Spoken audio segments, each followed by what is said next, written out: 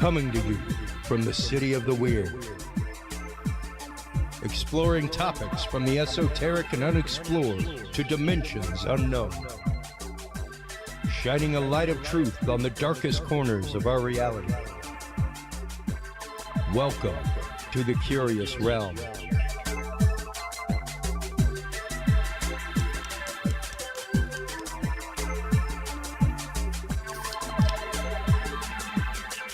Well, hello everybody, and happy Tuesday night. So glad to be coming at you live this week. We will have some pre-record coming up here soon, folks, as I will be returning from Psy Games. Very, very much looking forward to the inaugural Psy Games. I'm so glad to hear that Hakeem and that crew managed to sell out their premiere event. Groundbreaking event. It's going to be great. I cannot wait to go to it. We have some great guests tonight. In the second part of the episode, we will be joined by John Brandenberg to talk very shortly about the Clementine missions. Very, very shortly about the Clementine mission, as well as Mars and his books, things like that. And in the first segment, I am very, very glad to welcome back to the show our friend from the Hollywood Disclosure Alliance, Dan Harary. Welcome back. How have you been? Thank you, brother. It's very nice to be back. I've been okay. I've been really busy with my various UFO insanity. I still run a PR business to pay the bills. Yep. And I have a fairly new dog that I've been training, so I spend a lot of time with my dog. Oh, that's and awesome. my friends. I read and I hang out with my daughter. But overall, the UFO side between Contact in the Desert, HDA, and I know a bit later you and I want to talk about the WOW signal, my news website. So, things are steadily busy, I'd say. Well, and you like so many people in the world of research into UFO, UAP, we were just talking before we went live. It is such a passion project. Like it is an all-consuming fire. And it's one of those like, you spend hours and hours and hours and hours on it, just connecting people, and you especially, Dan. You are all over social media. You're all like, I get emails from Hollywood Disclosure Alliance and WOW Signal and everything else on the regs. So you are consistently putting updates out there, letting people know, building those little bridges amongst the disclosure community. So congrats, man. It's great to see you working in the background. Thank you. That's very sweet. And actually, that's a really good way to say it, because, I'm a natural born communicator. I've always been. I've been a Hollywood publicist for almost 45 years. But since I really got immersed in ufology, deeply immersed, only 2 years, man. It's only been 2 years. My book, After They Came, came out in March 2023. I had been studying ufology before that. I had had several UFO encounters before that. I had become a member of MUFON SoCal in 2007. But when my book, here's what happened, and I'll do the condensed version. But in March 2023, my book, right here, my baby, After They Came. This is my. I have a son, a daughter, a dog, and this book is my fourth child. In fact, it's on audiobook, Chris. It just came out on audio on Amazon. Awesome. Please tell all your people it's on Amazon to help a poor, struggling Beverly Hills publicist. That's right. There it is, audiobook. $0 with membership. Yeah, I'm going to make a lot of money, clearly, on the audiobook. $0. I'm cleaning up there, huh? Now I can retire to Hawaii. I'm a subscriber, though. I'm a subscriber to such things. So there you go. Well, you might enjoy it. It took me a year and 4 months to record. It's like, it better not be free. It better not be free. My book came out March 23. I met Stephen Bassett. Now, the story behind the book is just the reason I'm here tonight. And I'll do this really quickly because I've done this so many times. But in March 1970, when I was 13 years old, my father picked me up one day from school in suburban New Jersey, drove me home from school, daytime, a huge UFO craft, silver V, like the letter V, like a Victor, hovered above my father's car. Daytime, my father's driving me home, 3 o'clock in the afternoon. I looked through the windshield. I said, Dad, stop the car. There's a UFO above us. Stop the car. We got out. We looked up, Chris. There's this enormous, unbelievable, eighth wonder of the world, V. It's just this enormous silver V. It's hanging above my father's car for no apparent reason. And now I'm 13. And I'm jumping up, Dad, look, Dad, it's Star Trek. Dad, it's Star Trek. Chris, you and I would be like, oh, my God. My father looked at it. My father was bored to tears. He couldn't care less. He looked at this thing like I had a cabbage at the supermarket. No interest. Okay. I forgot about that. And I did this story with you before, but I'm just going to do the summary, I forgot that happened for 47 years, which is probably the most amazing part of the whole story, is I forgot that happened for 47 years. So 47 years later, 2017, my father passed away in Florida. He had a bad death. He died. I get the call. I'm here in LA. A couple of days after he died, I went to a local deli here in LA to get a pastrami sandwich and to mourn my father. And as I'm sitting at the restaurant, a beam of light or a beam of energy hit me in the head hard. And then through my eyes projected, and I've told you this story, and it's true. Steve Bassett said, Dan, that's the most amazing story I've ever heard. Steve Bassett told me that to my face. It played the whole movie from 47 years earlier, whole movie of the 1970 UFO sighting played in the air as a color 3D hologram with audio. I'm now watching, in 2017, I'm watching me, my father's car, and a silver V from 1970. And it's playing in a deli when I'm waiting for my sandwich, right? So that was just, I still can't believe it. Every time I think about it, I'm like, how, why, what, who, what? Now, after that, I heard in my ear, right after it played for 20, 30 seconds, and then it dissipated, and then it was get a pen, I heard. My hand wrote, my hand did automatic writing. My hand wrote, write a book about benevolent aliens. Lead character's father knew about UFOs. ATC, all capital. So then everything stopped. That was supernatural. I held this piece of paper. Yeah. And I'm like, ATC, aliens, what could that be? I came up with after they came. And I ate my sandwich and I drove home. Okay, I had to write a book. Now, here's what's very interesting. And some of this I may have told you last time, but I don't remember. I go home, Chris. I called my mother. My mother was my father's first wife. Now, my father worked for the U.S. Army for 45 years. My father was a physicist and electronics engineer at Fort Monmouth Army Base in New Jersey. Top secret. We knew he worked on radar and missiles. That's all we ever knew. We never had any specifics about what my father really did for a living. Nobody even knew, including my mother. So I called my mother right after my father died. I said, did Dad ever talk about UFOs? She said, in the early 60s, they took your father deep into the vault at Fort Monmouth Base. They showed him something above top secret. He came home. He was very upset that night. He was pale and shaking and nervous, my mother said. And she said to him, honey, what's wrong?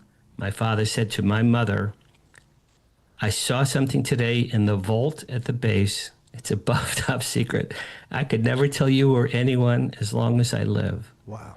My father walks down the hall. My mother said, your father was never the same after that day. Okay. Now, that's part of the story. Now, after that, I have my little props here. Okay. After that, I go through my scrapbooks. After my father died in 2017, I went through my scrapbooks to look at pictures of my dad. I found this in one of my scrapbooks, Chris. This is a profile of my father at his workplace from 1985. Oh, wow. My father invented laser-driven drones for the Army. What? Proof. I have this right here. It's in my hand. My father invented drones with lasers for the U.S. Army. In 1975, he tested the first one ever at White Sands Missile Range, October 75. It's right here. Wow. Okay. My father invented drones. Okay. Nobody knew that. So that's pretty cool, right? Now the story continues. As I'm writing this book, thinking about my father, I happened to be reading Richard Dolan's famous book, UFOs and the national security state. In the back of this book is a glossary of UFO sightings above U.S. military bases.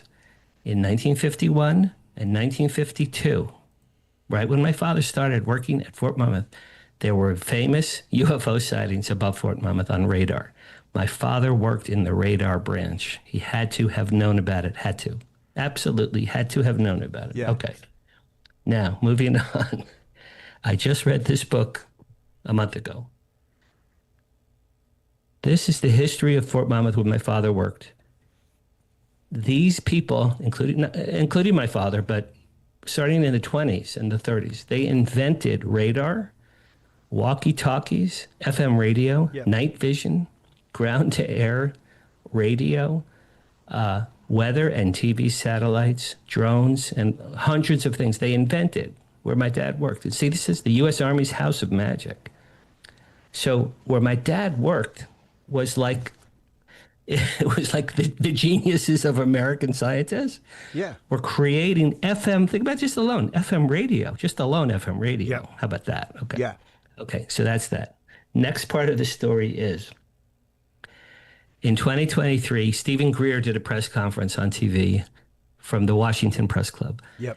And he showed a chart of 150 U.S. military bases that he has proof of through his whistleblower network that worked on recovered reverse engineering of recovered ET craft. Okay, so I'm watching this on my TV. We all have a big TV. I freeze framed this slide. It was a slide of 150 U.S. bases. So, Chris, I freeze framed it. I got up on my TV with my finger, and I went number 51, Fort Monmouth, New Jersey. Yeah. So, according to Stephen Greer, he has proof that they worked on it. Okay, and now here's the little cherry. I just read this book, Joe McCarthy, Fort Monmouth and the Deep State. Someone just told me about it. I read it this summer. This book, long story short, Joe McCarthy uncovered in one of his Army hearings the fact that where my father worked, Fort Monmouth Radar Division was involved with Project Blue Book. First and only time it was ever revealed is in here. When I saw that, Chris, I'm like, that's it. That's it. So my father knew about UFOs. Wow. That's good. And when he looked at that craft when I was 13 and he looked at it bored to tears, that's why. Now, when I had that home movie, it was 3 days after he died. Here's what I truly believe in my heart. I believe that my father went to heaven and sent me that home movie from heaven, from the other side, to say, Danny, remember the UFO we saw 47 years ago? I knew about that. I was involved with that. I was part of that research. I could never tell you or anyone because of my NDAs. I'm dead now. I have no more NDAs to protect. That's right. That's right. My father sent that to me from heaven. Okay. All of that comes together, and then I write my book after they came. Was born. It was given, I think it was a gift given to me from my father. Beautiful. Okay, and the book is about two benevolent aliens. It's sci-fi, inspired by true events. They come to Earth to save mankind. They save the life of this drowning lead character. Page one, he's drowning. His 70th birthday, hates his life. He's suicidal. He's killing himself in the Pacific. This huge craft comes out of the Pacific, beams him up, saves his life, travels across L.A., deposits him at Dodger Stadium, live in front of the world's press corps and the Army and the military and ambulances and fire trucks. Everything's there. And these two beautiful aliens, 7-foot-tall Pleiadian, male and female, they come down, gorgeous. People of Earth, don't be afraid. We're here. We love you. Everything's cool. We've come to save mankind. We have a relationship with this guy. They beam down this guy who just was drowning. We saved his life. Bring him your problems. He is our ambassador to mankind. And we will work through him to use our technology for peace and good. They leave. This schmucky guy's on the ground, and now he's the most famous man in the world, right? Because he's on live global TV with aliens with this huge ship. The ship leaves, and they're like, who the hell are you? He goes, I have no idea what's happening. I have no clue what's happening. That's the whole book, and I'm not going to just tell any more about the book, but it's quite good. I'm pitching it right now for a TV series. It is a fun read. And I remember I interviewed you shortly after the book came out. It was actually Earl Grey that introduced us. Yeah, 2 years ago. That's may he rest in peace. Yeah, absolutely. Poor Earl. And poor Earl. and you know that brings us to let's let this be our kind of pivot point into the Hollywood Disclosure Alliance and the starting of that, Dan, because once again that was a very short time ago that the push for this really began, and it's been amazing to see literally the mountain that has been built out of the Hollywood Disclosure Alliance since like, hey, we're starting this thing with Steve Bassett, to now where you've got a massive network of people and a beautiful mission of really trying to change the machine that is Hollywood. Because once a through line for anything, it doesn't matter if it's a comedic through line, like, hey, if it's a buddy cop comedy, like, that's a 10-year through line. Like, every studio's on it, everybody's making a version of it, things like that, you know? Right. And when you're talking aliens, like that has rode crests and troughs, you know, from the time, and there was a huge lull between almost between E.T. and Fire in the Sky, as far as like major alien movies that really made money and had any kind of impact like that. But even then, it's interesting to see the way that those movies are portraying the alien contact experience and the way that alien contact would be handled. Absolutely right. Okay, so yeah, this was a pivot. Exactly was the pivot. So when my book came out, it was March 2023. I went to a number of UFO conventions. One of them was UFO Con in San Francisco. I met Steve Bassett there, March 2023. I gave him my book. We became friends. We exchanged phone numbers. He lives in Washington. I'm in LA. And I said, are you ever in LA? He goes, quite often. So then 2 months later, at the end of March 2023, he came to LA. Let's have lunch. We had a very long lunch in Hollywood. He told me his life story. I told him my life story. I knew who he was, but we were strangers. And at the end, Chris, he looks at me, he goes, Dan, you're a Hollywood guy, I'm a disclosure guy, what can we do together? And literally said those words. I looked up at the ceiling and I said, Stephen, we're going to create the Hollywood Disclosure Alliance. And I shook hands with him. And he said, that's it. That's exactly right. Now, neither of us knew what it was, man. We didn't know what it was. It was literally 3 words. That's all we had. 4 days later that year was Contact in the Desert 2023. Stephen invited me there. I was his guest. He introduced me to Richard Dolan and Nick Pope and George Norrie and Ron Janix and Ron James and Paul Hynek and Katie Page and everybody you could think of.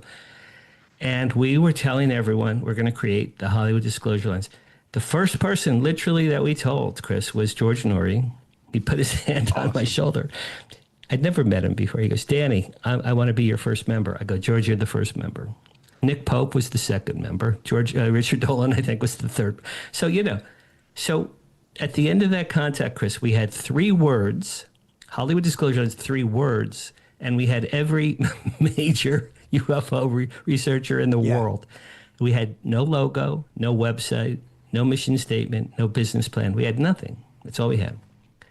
Summer, fall 2023, Stephen and I met countless times. What is it? What is it? What can it be? What is it? We don't know what it is. So Stephen came up with, it's a networking group by which we blend together 2 historically disparate groups, UAP, ET, experiencers, researchers, and disclosure advocates with Hollywood, and the word Hollywood means the entertainment industry, okay? But Hollywood's a sexier word. With Hollywood writers, producers, directors, performers, podcasters, radio show hosts, content creators. Okay, now with Steve's 30 years in disclosure and my 40 years in Hollywood, we literally, and there you go, there you can see some of our affiliates. Yeah. We cut and pasted together our friends, our peers, our colleagues, our clients, people we know and love. My daughter created the logo and the website. My daughter, there's Anjali right there, that pink one. That's my daughter's logo right there. She created the HDA logo and the website. And we put together all our people together. We only launched officially in November 2023. We are less than 2 years old. Today we have 225 members. You are one of the members. Yep. We have members all over the world. Half, again, are on the UAP, let's call them experiencer, researcher side. The other are on the content creation side. And we have a live event every quarter in LA. If we had money, I would do them all over the country, but we don't have money. We are a 501c3. If anyone's listening wants to make a donation, absolutely, go there and donate. If anyone out there wants to become a corporate sponsor, contact me, and then you will instantly become my new best friend. We need a corporate sponsor. There's so much I want to do with this group. Yeah. We need a hero with 50 grand. I mean, really, to be honest, I want to do an annual HDA Media Awards banquet event in Hollywood, and best portrayal of ufology in feature films, documentaries, books, TV shows. Lifetime Achievement Award. Of course, Steven Spielberg would get the first. Yeah, I mean, right. And I can reach these. I met Steven once, but I mean, I can reach them. Yeah. I have the means by which I can reach these people. So we have a live chat room. That's really where a lot of activity takes place. People talk in there. If a documentarian is saying, "Hey, I'm doing a new project on people who have had contact with Pleiadians." Well, I have a good friend named Mark. He lives in the Bay Area. He's been contacted by Pleiadians for 60 years, and they have helped him along his whole life path. Or if a documentarian says, I'm making a film about women who've been abducted and given birth to hybrid children. Okay, I know 3 women in the HDA right off the cuff who have had that terrible experience. We have an agent on our board of directors. His name is Sean West. He goes, Dan, the HDA is the ultimate UFO casting call resource. If you're having a film, a feature film, a TV show, or a documentary, and you need anyone in ufology, you go there and you're going to find 5-6 people that are going to have either interest or experience or knowledge about the subject that you are pursuing. That is as a content creator, Dan, that is a huge resource to have because here's the thing, man, like even as a former on-air producer for alternative media, like part of my job was Google stalking people. And I lightly joke with guests all the time. I like that term. Whenever That's they're good. like, my God, how did you find that out? Like, how did you dig that up? And it's like, it used to be my job to Google stalk guests for a host. I love that. I'm going to steal that. but quite literally, it's the fact of like there is a process that you have to go through, not even finding people, but vetting people and making sure that they're trustworthy and things like that. So the fact that you guys have already assembled this literal superstar list of not only researchers but experiencers that can be on screen, they're used to being on screen, that have been on Ancient Aliens and other such documentary shows and movies, is fantastic. And it's an amazing resource to be able to lean on for stuff like that. Thank you. Well, my goal, my personal goal with HDA is to help nurture and develop the next generation of feature films, TV shows, and documentaries based on real-life experiences of real-life people. And like you just said, Chris, we have at least 100 experiencers in this group. And now, okay, so, I mean, Travis Walton's in the group. We all know his story. Sure. Whitley Strieber's in his group. Nice guy. Both of those guys are lovely. I've met them both twice. Great guy. Yeah. But there's around the world, there have to be hundreds of thousands of people who have had extraordinary experiences, Chris, that you and I and Richard Dolan and Nick Pope and Steve Bassett never, ever heard about, ever, never once. Yeah. They've never had the courage. They thought they'd be ridiculed, right? Yeah. Their parents would, if they were teenager, parents would put them in an insane asylum. I've had 4 experiences personally myself. three of them were remarkable UFOs. One was, I'm not sure what the hell it was. But there are a million stories. Yeah. And if Hollywood, Stephen thinks, here's what Stephen Bassett thinks. And Stephen's my best friend, so I can say nice things about him, and I can disagree with him as well. Stephen said, Dan, the day disclosure happens, everyone in Hollywood is going to discover our website, and our phones are going to be ringing off the hook, and our thing is going to explode. Yeah. Okay, that's well and good. Now, Chris, before we went on the air, and I've been very depressed since Contact in the Desert ended, I truly do not see Big D disclosure happening anytime soon. I don't think President Trump or the new Pope or King of England or Putin or Netanyahu, I just don't see it. I don't see that they have any gain. What would be any of their gain? Yeah. It's just fraught with problems. Fraught with, now, unless the ETs land, like in my book, they land in Dodger Stadium, it should only happen.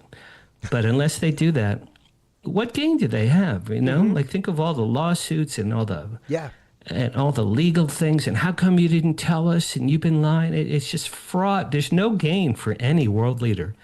My personal thing would be I think the new Pope, if any one world leader could do it neutrally, I honestly think it would be the Pope, right? Yeah. Especially the new Pope's American. That'd be cool. Yep.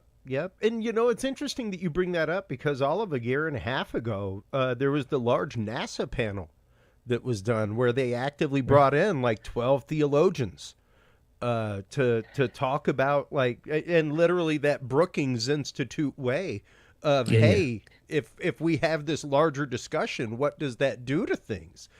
Because that is something that, like, it's going to shake the foundations, any announcement like that.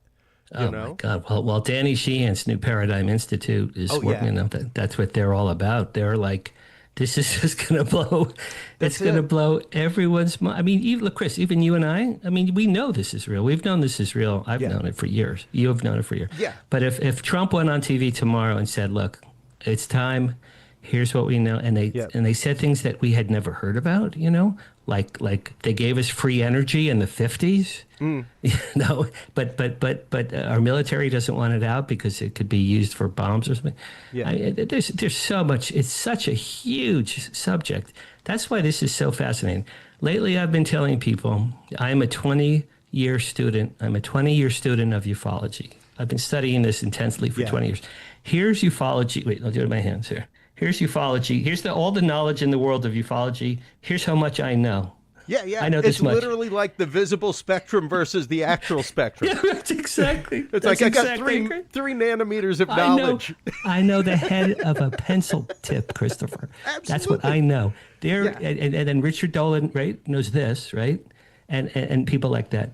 Anavi Loeb probably knows this, but what you and I know, man, it's the tip. It's the scraping. Yeah. It's the scrapings. Well, and but what's funny is when you watch any of these things long enough, when you metric these things out long enough, Dan, it doesn't take rocket math to figure things out and see things. My prime example would be the whole drone situation that happened in Jersey. Right. Like I literally had to recall a guest so that we could do an update. I was like, I've never done this. I've never had an episode where we pre-recorded and literally called so many things that 3 days later, every single one of them came true.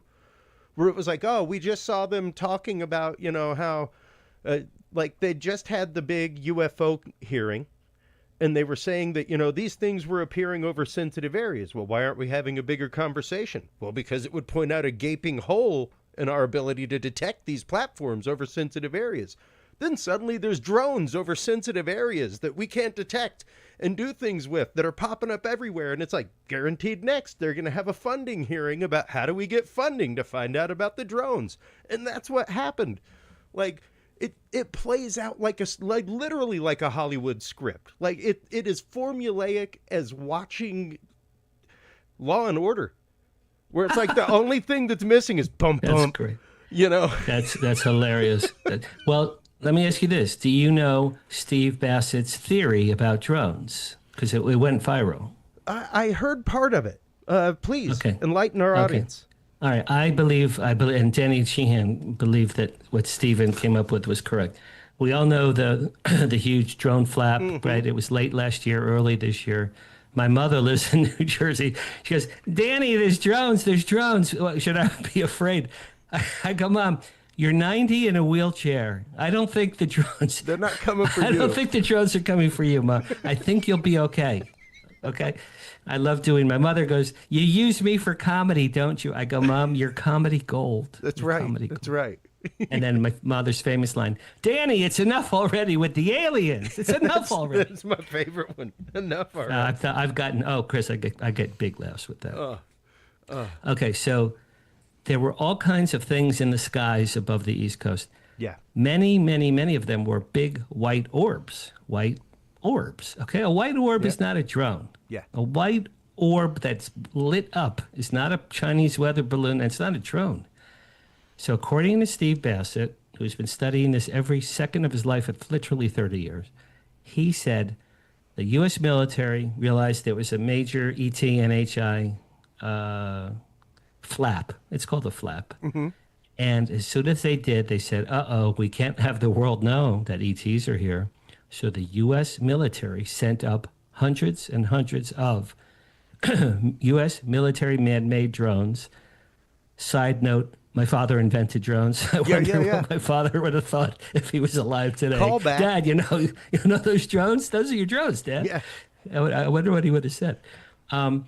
Why? A magician, and this is the classic, and Paul Hynek says this too. A magician says, hey, everyone, look, see this card in my card? I'm going to make its card, turn it into a rabbit. The guy's doing the trick with his other hand behind his back. Yeah. So the U.S. Army sent all these drones. They were man-made American U.S. military drones. Hundreds and hundreds. Everyone saw drones. Drones. And then Biden went on TV. Everything's cool. They're only drones. Everything's fine. They're FDA approved. Drones. Yeah. And then Trump goes, I'm going to get to the bottom of it, right? I'm going to. And then Carolyn Levitt, what's her name? 2 weeks later, spoke to the president, and the president said they were drones. Yep. They were all FDA approved. They were just drones. Nothing to all worry about. FAA approved. Nothing. That's that means anything. And remember, when it was happening, are they Chinese? Are they North Korean? Are they Russian? Yep. Are they? It was U.S. military to deflect the fact that a huge extraterrestrial, not invasion, maybe they're just coming to look and say, hey, we're here. Just we wanted you to know. Yeah. So Steve Bassett said that on an interview, and it went viral. I think it went to like 4 or 5 million views or something. Yeah. Yeah. And there is all kinds of stuff. I mean, that's literally been the scuttlebutt coming out of New York Times and things like that lately, is the fact that so many things have apparently been military guys. The same way that they say the stuff from Roswell was a hot air or a weather balloon. Mogul, Project Mogul. Or Project Mogul. Like that changes 4 or 5 times. But the idea that they are using that as some sort of cover for other programs. And it's something that we talk about with our security professional, Mike Turber, whenever we have him on, is the idea that these things and these concepts are used and latched onto for intelligence subterfuge, things like that. Like if that is something that's popping up, then sure, they will use that to their advantage to cover up black programs all day long. Oh yeah. Well, 3 weeks ago, I believe it was July 5th. 3 weeks ago, the Wall Street Journal wrote a big article, basically through our friend Bob Salas, Robert Salas. He's a personal friend of mine.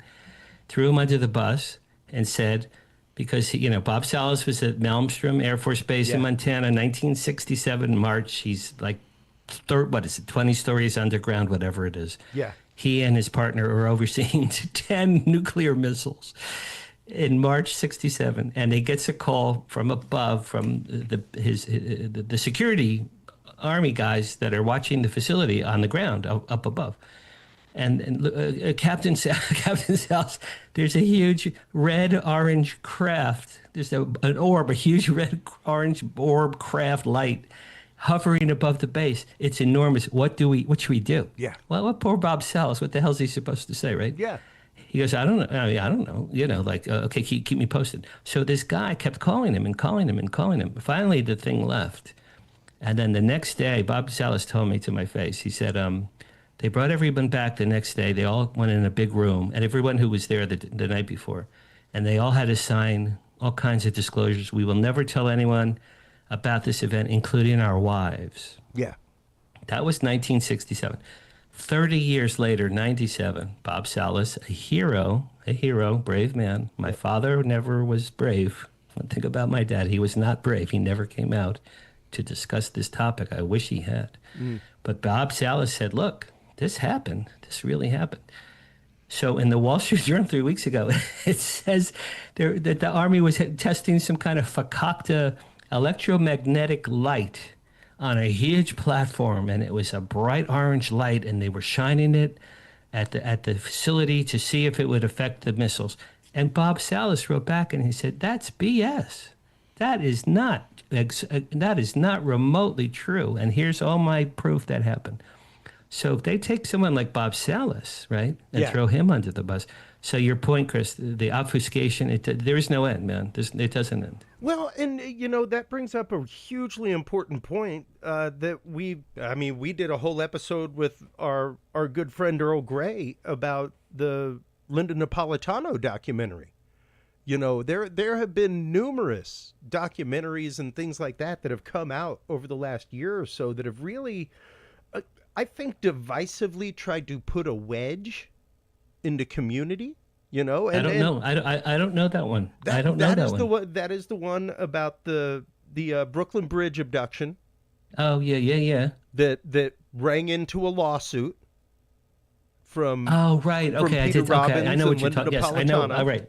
I know what that is. Because of misrepresentation of things. I know what that is. That's a fantastic story. And when you talk about things like that, when you talk about things like Tom Reed and even the Berkshire UFO thing and how that was utterly changed from other stuff, a misrepresentation of the actual story.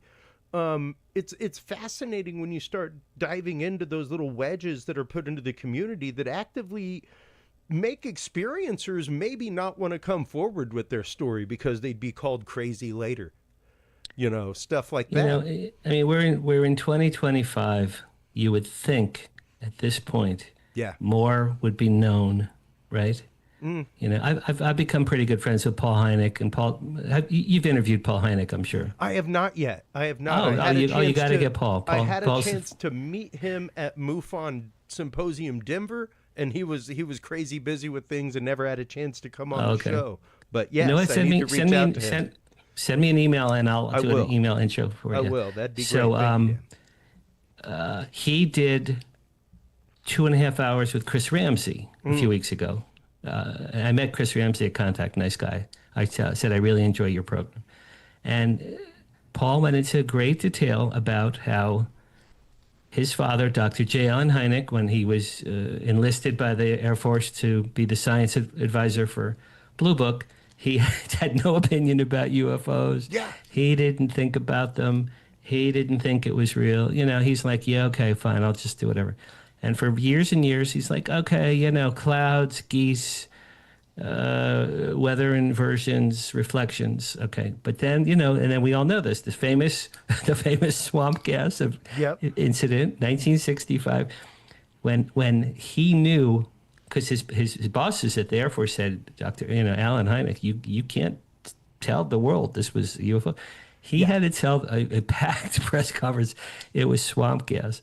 So Paul Hynek said, his dad was so bummed about that from that event that he said, you know what, I got to start really opening my mind more. And then the more he studied it, and he hooked up with Jacques Vallée, and they did more studies. And Dr. Allen Hynek knew something remarkable was happening. I don't think he ever saw a UFO or met an alien. But you don't have to. And that's the thing, Dan. That's a good point. That's something that I bring up all the time. Like I wear my S like a Superman underneath my shirt for skeptic. I proudly call myself a skeptic. I am I am an experiencer. I saw something in the sky. It wasn't a craft or definable thing like that, but it was definitely an unidentified object that was flying through the sky. I have had my experiences, and I definitely tell people, no, I don't believe, because belief implies faith. I know that this is happening. Yeah, me too. I know. Just from the people that I've talked to, from the books and people I've interviewed over the many years. Right. It's happening. It's out there. But my job as a skeptic is to literally not necessarily down everything, but to be waiting for the evidence that changes my mind. Just like Alan Hynek, where it's the fact of he came into this as an utter non-believer, did not think there was anything to this. That's one of the reasons he was chosen. Good point. And then brilliant astronomer. Yeah, brilliant astronomer. Absolutely. Yeah. And by the end of it, he was like, whoa, wait a minute. I can't even toe this line anymore because there's something here. Right. So if a guy like that at that level, a brilliant genius, lovely guy, never got to meet him, but brilliant genius guy, advised Spielberg on Close Encounters. Yeah. If he said there's absolutely something happening here, it's real. It's real. Just his story alone, it gives so much credibility. You know, I tell people, if people say, you know, Dan, there's no way, how do you know there's aliens? There's no way, how do you know? My new line on that, Chris, is I'm going to say, you know, how many years have you been studying ufology, Ron? Like my best friend, Ron, okay? Ron, how many years have you been studying ufology? How many years? 0? Okay. I've been studying it every day of my life for 20 years, my friend. When you have 20 years, come back and talk to me. Yeah. People that know that just out of hand, there's no such thing, it's nonsense. Chris, it's a great line, right? Excuse me, how many years have you been studying ufology? Isn't that a great line? Well, it's a beautiful line, and really, really does bring the poignancy to it. Because, like I was telling you before the show, my dad is one of those that whenever I talk to him, he's like, "What are the well, you can say that to him. Time with little green say that to your dad with love, you know. Yeah. Oh, absolutely, and with open heart and open mind over a beer. Exactly. It's one of those, like, you know, because I say it on the show regularly, Dan. We are not going to see a Houdini moment on C-SPAN. You're not going to see them wheel out a big gurney with a sheet over it, and here's the body and the parts. EB. Yeah, here's EB from the Roswell crash. He's 100 years old now. You know, like that's not what's going to happen. But what we may see, because of good people like Grush and stuff like that, who have come forth and said, it was my job to follow the halls of money, and when I got to the door at the end of the hall, they slammed it in my face. So what we may see is an Oliver North type figure who's up there at the end of it all going, yes, my name is Jimmy. I worked for this alphabet agency, and it was my job to write the checks. Basically our Oliver North for this situation, who will be the fall guy, who may at least say, like, yes, black programs exist, and I wrote the checks for them, you know, and that'll probably be where it ends, much like Iran-Contra. Once we had Oliver North, like, did anybody really dig a whole lot deeper after that? Well, a couple of things.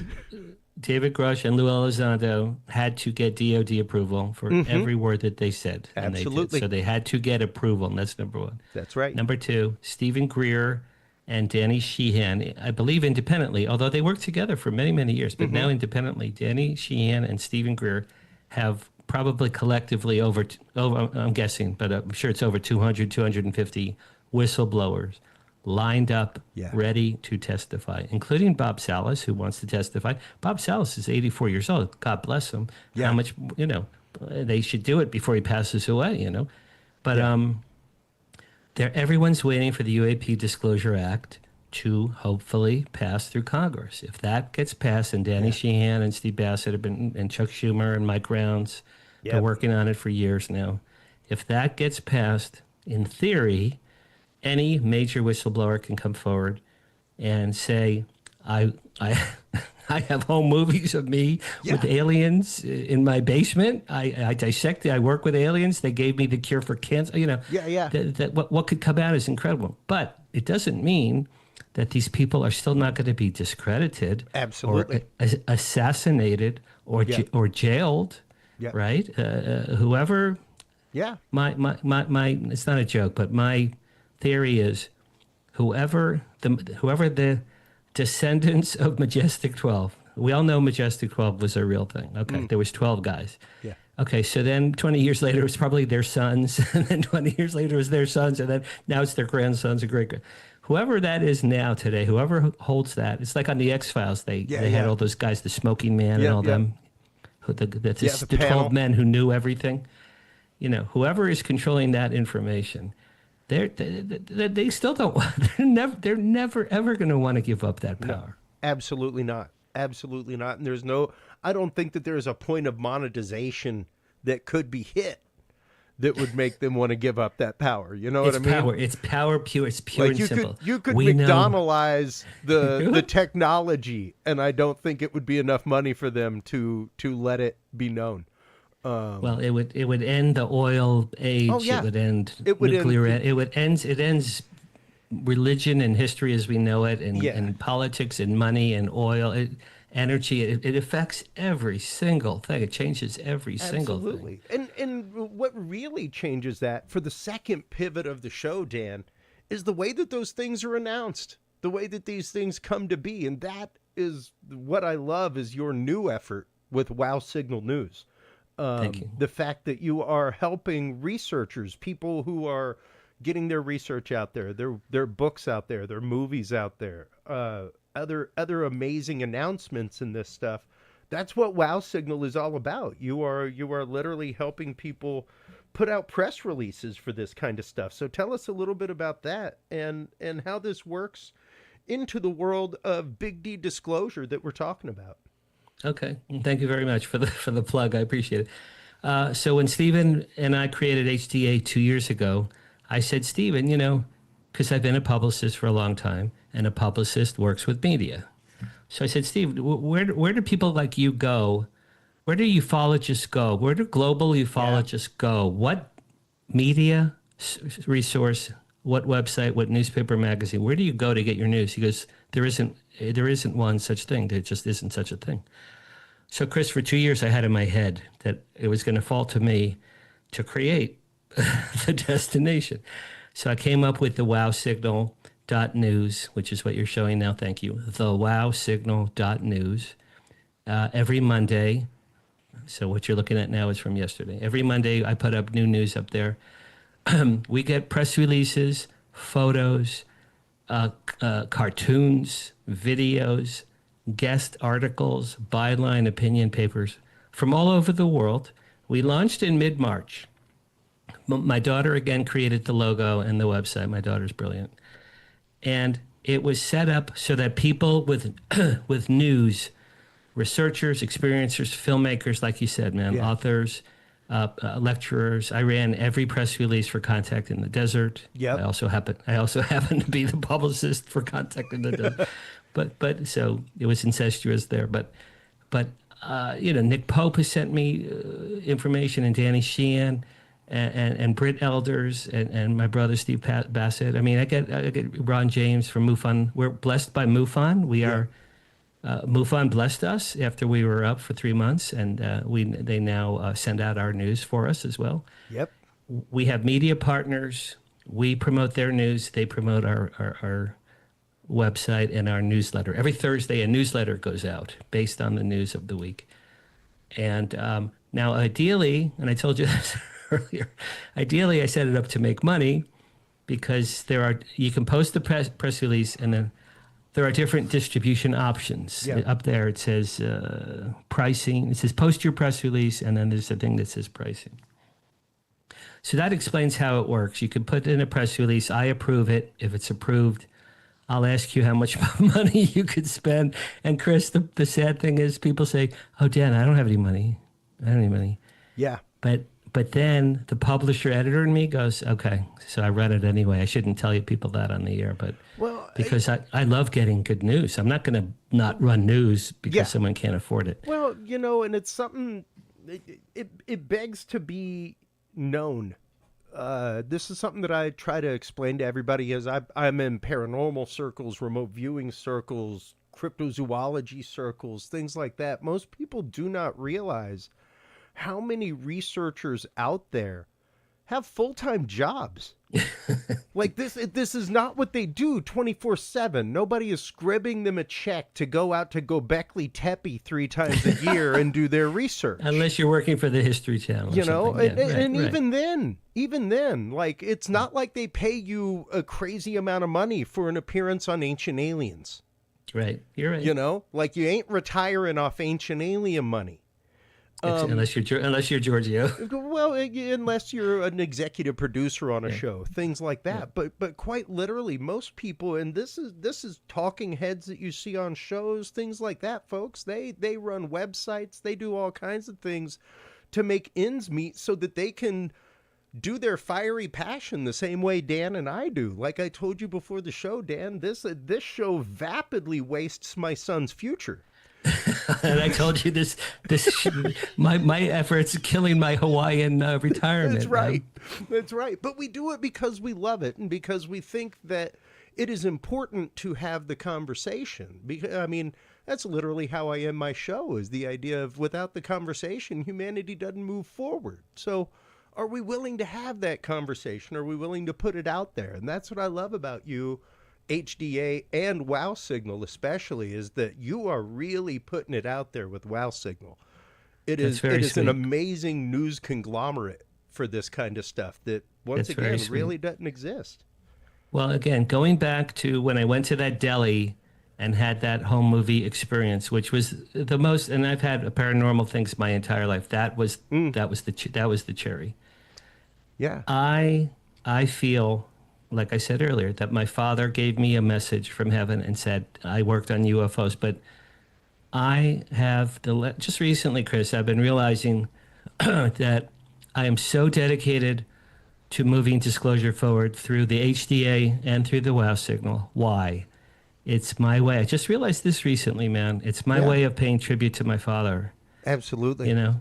Absolutely. And people have said that to me, and I'm like, wow, you know? Yeah. My father gave 45 years. My father was a genius. 45 years working in top secret. My father never told his sons or my mother what he did. I mean, that must have killed. Think of it. Can you imagine you come home, how was your work day, honey? Fine, and that's it. He never said he couldn't tell anyone what he did his whole life. Yeah. So now he's gone. Yeah. I know he was involved. I have proof. I know it in my heart, and I'm feeling that in a way I'm helping. And people that's why I admire Bob Salas. He's a little younger than my father was, 10 years younger, but still the same kind of thing.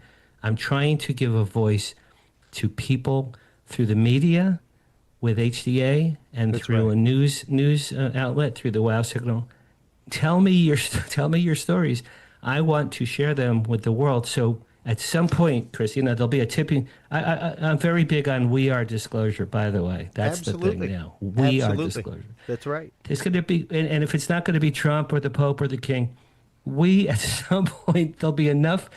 1 million Travis Waltons in the world. There'll be so many. It'll be obvious. I think. Dan, one of the things that I bring up on my show all the time to try to bring hope to anybody in any situation where the odds seem overwhelming. It took less than 20% of the populace for us to win the American Revolution. Less than 20%. So we don't need to convince everybody. We just need to convince the right people. We just need to convince convicted people and people who have the conviction to see this through to the end. That's all that we need. So we don't need a greater overwhelming percent of the populace to, quote, get it, with my air quotes up, listeners who aren't viewing. It's one of those, we can do it with the right cadre of really good, dedicated people. I agree with you. I mean, there's so many, people like you, and there's so many great podcasters. Ross Coulthart, I call him the Walter Cronkite of ufology. I should have said that to his face. Right. I didn't think of it. But there's, and then since the New York Times, 2017, I watch CNN. I don't know whatever people watch, but even now, man, if there's a drone story or a UFO, even now, they'll go, sometimes they'll say, Little Green Man, or they'll say the X-Files music, and it's a little bit tongue-in-cheek, and they smile. I'll give you a perfect example. 1 month ago was Contact in the Desert, month and a half. CNN came. They were there for 3 days. They were there for 3 days. I worked with them. I'm in a piece on CNN. I'm in a piece. Wow. The 8-minute piece ran online, and unfortunately, now Steve Bassett's in it, and he came off okay. But me and others, Chris, in this piece, were kind of like the psycho, the psycho alien people. They kind of made my daughter was very upset. They kind of made fun of us believers. It wasn't an unbalanced and fair CNN piece. Yeah. So CNN, even a month ago, they're still making, hello, people from Earth. The guy goes when he starts the interview, hello, people from Earth. Yeah. It's still ridicule, still open to ridicule. Yeah. And that's just it. It's one of those, what does that do to the overall conversation? How does that make people see things?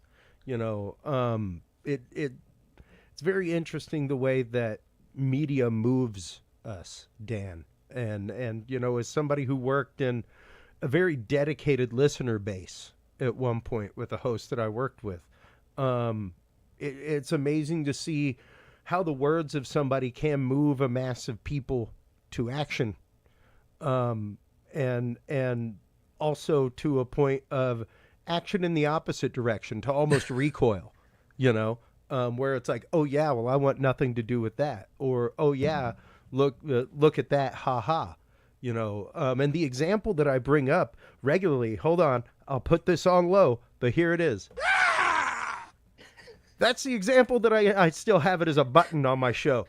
Is that from Dr. Strangelove? No. That is the Michigan State Wolverine himself. That gentleman was literally 2 steps away from the White House against Barack Obama. He was genuinely excited. We're going to take this. We're going to go all the way to New Hampshire. We're going to go all the way to the White House. Howard Dean. Howard Dean. Yeah, I know. Okay. Rah! That would have been my second guess, but I thought it was the guy when he's riding the nuclear bomb in Dr. Strangelove. Woohoo! But literally, they took that 3 seconds and punched him in the face and punched him in the face. Ruined his life. Got him out of politics entirely. He was second runner-up, like close, almost tie with Barack Obama until that clip. And that's all it took. So once the media grabs hold of a dialogue and starts shoving it down your throat, it's a little hard for it not to be there everywhere and for you to be inundated with it. So yeah, the idea of, once again, CNN, other news agencies coming and kind of poking fun at the event, or even jokingly doing that. It's like, would you do that at a Survivor event? Yeah, would you do that at a breast really cancer good. And event? I spent 3 days. I literally spent 3 days with this guy. I got him everybody he wanted, and then I was disappointed. I didn't tell him I was disappointed in him, but yeah, he could have done it better. Now it's a lot better than it was in the past. Oh sure, Mainstream media. Here's my take on mainstream media. David Grush testifies, summer 2023. There's extraterrestrial life. We have bodies living in dead. We have extraterrestrial craft, technology, everything imaginable. I know it for fact. I swear on a Bible in front of Congress on live TV, right? Chris, I live in L.A. The next day, the L.A. Times, I get the newspaper because I'm old school and I'm an old man. I get the L.A. Times.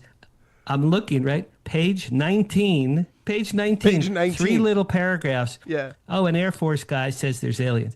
And I'm like, really? This guy went out on his limb. His wife and his life are getting Page 19 threatened. story. Page 19 It was story. on page, Chris, it was on page 19. Wow. And I said, that's it. That's when I knew. I'm like, this isn't happening anytime. Yeah. Steve Bassett thinks it's going to happen tonight at midnight. I don't think it's going to happen anytime soon. Well, and once again, I don't think that Big D disclosure is going to happen in any way, shape, or form that most people think it will. I think much like any kind of legislation that will protect targeted individuals, things like that, it will have to come through a legislative process. Like it will have to come through cutting the purse strings through legislation. That's the only way that you expose these programs. The thing is, one of the books I brought up earlier, there's a theory that during World War II, the cabal that was running they call it the black government / overseeing the UFO secret. There's a rumor that they were working with the Rothschilds and all the world banks to create their own form of wealth away from any government supervision. They have their own form of wealth by which they can do any clandestine thing they ever want for perpetuity. Yeah. So think about it. If Congress says to the new Majestic 12 people, oh, sorry, Majestic, they're gonna roll on for Hollywood laughter. You think you control us? Well, what are you kidding? We have billions and billions from the Rothschilds. That's quite literally the story of the Black Eagle Trust. Okay. And Emperor Yamashita's gold is that, oh, no, the CIA found that gold.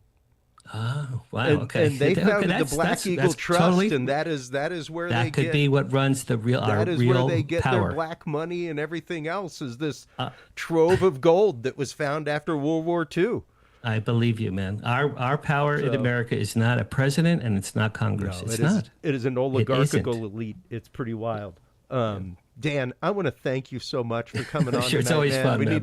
need to. Number one, I would love to have you on at least quarterly to do WOW Signal updates, things Please. like that.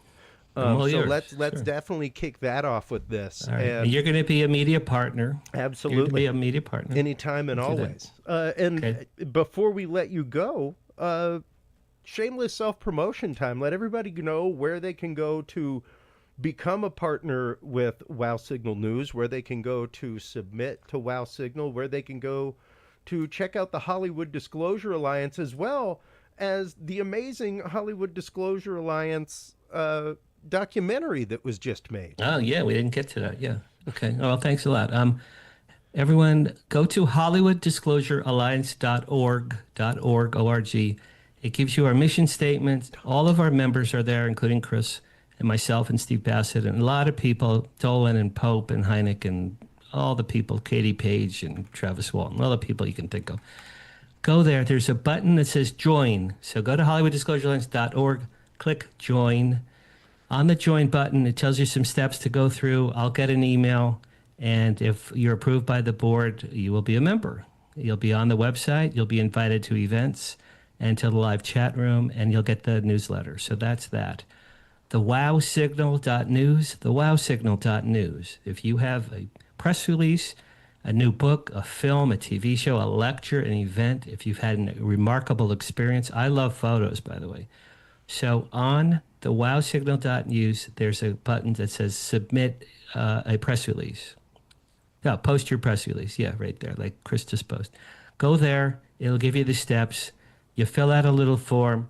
I will get your information. I will then talk to you to see what kind of distribution you want and how I can help you get your photo, your video, your movie, your new book, your lecture, your event, your website, anything you like. I am here to serve mankind, like the famous Twilight Zone. Remember? That's right. That's right. It's a cookbook. You don't get on. It's a cookbook. You are the and then way. last but not least, please, Amazon.com. After they came, this is the baby that is helping me pay for my dog, because my dog only eats steak. I'm literally the only food my dog will eat is I'm not kidding. Oh my God. So he's a very spoiled animal. After they came, it's now on audiobook. It took me a year to record it. And this is the little driver. This little baby drives Hollywood Disclosure and the WOW Signal. So check out my book on Amazon. Absolutely, Dan. And DanHararyAuthor.com. That's my other books. DanHararyAuthor.com is my other books. Thanks, Chris. Awesome. Hey, always great chatting with you, man. Always That's great great. having you on the Went show. really fast. We'll do it again, okay? Invite me back. Forever and always, bud. You have an open Forever invitation. and always, my brother. Whenever you have anything to promote, you feel free to reach out to me. We are always here for you. That's very sweet. Thanks, absolutely. brother. I'm going to go play with my dog now. You do that. I'm going to let you go. I'll be sending Okay. links to all this tomorrow. All right, thank you. Take care. Bye, everyone. Absolutely. Thank you. Man. Thank you so much. Thank you, Dan. While you are online checking out everything from Dan Harary, folks, make sure to stop on by Curious Realm. CuriousRealm.com is where you can like, follow, subscribe. That's where you can find everything. That's where you can find all of the YouTube channels of our guests, including the YouTube channel of the Hollywood Disclosure Alliance, everybody. When we come back from this quick commercial break, we will be joined by the amazing John Brandenberg, right after this.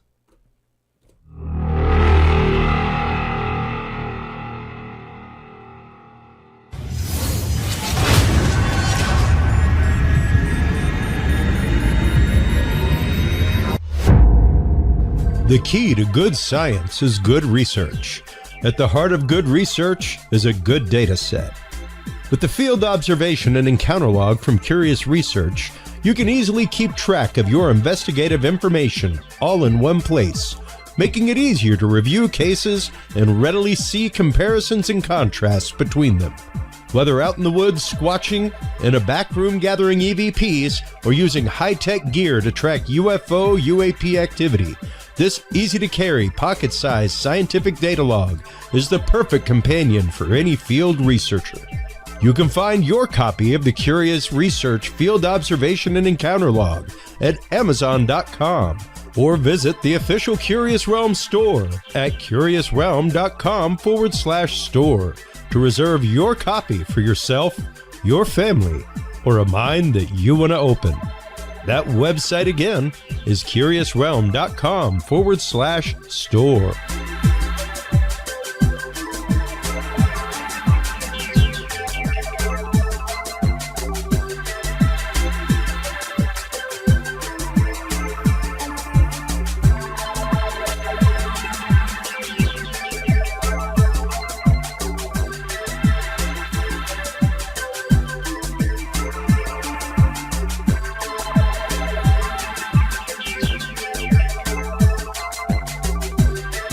Well, hello, everybody, and welcome back from that quick commercial break. Thank you so much to Dan Harary and the Hollywood Disclosure Alliance for their time tonight. It's always great to talk to them about the mission of UFOs, UAPs, and media and movies. And that is the second part of our show tonight, is about that as well. Thank you so much to Dan for that amazing segment. Thank you so much to everybody for hanging on through that. And also thank you so much to our sponsors, True Hemp Science. If you're a user of CBD products like I am, stop on by truehempscience.com. They are your source for amazing CBD products. I have been using them for 5 years now at least, and I love their products. They're absolutely amazing. Christopher Lynch and True Hemp Science use a spigeric process using every part of the hemp plant, from the seeds and stems to the buds to the leaves to the fiber and the roots. Every part is used, combusted, and reused until nothing remains, providing an amazing end product full of amazing terpenes, all kinds of stuff. Stop on by and check them out. TrueHempScience.com is the website that you want to go to. Curious7 is the code that you want to use to save 7% off your entire cart of $50 or more while you're online checking out True Hemp Science. Everybody, make sure to stop on by Curious Research as well as Curious Realm. CuriousRealm.com is where you can find the books of our guest in this segment. Our guest in this segment is Victor Norgard. He is the author of Morningstar Pass, The Collapse of the UFO Coverup, as well as a follow-up trilogy. Morningstar Pass is currently seeking movie options, all kinds of things. And as y'all know, I normally do not feature a lot of fiction on this show, but the whole reason that I had Victor on in this segment is actively because Victor Norgard is the nom de plume for none other than the amazing Dr. John Brandenberg. Welcome back to the show, John. How are you doing? Oh, it's a pleasure and honor to be on your show, Chris, and I'm doing very well. We had the chance to sit down a couple years ago at the IRVA conference, the Remote Viewing Association conference in Menlo Park. That is where we first met. That's where I first heard the story of Morningstar Pass from you, and I have been fascinated with it since, because it really is an awesome story. It's great. We'll be getting into that in the later part. Before we get into that, let's start off with how you came to this realm of research and work to begin with, John, because you've got an amazing career. You have degrees in plasma physics, spent decades working in that realm. You most famously, I think anyway, as a space nerd, are known as one of the heads of the Clementine mission, as well as one of the starters of the whole Mars anomaly movement.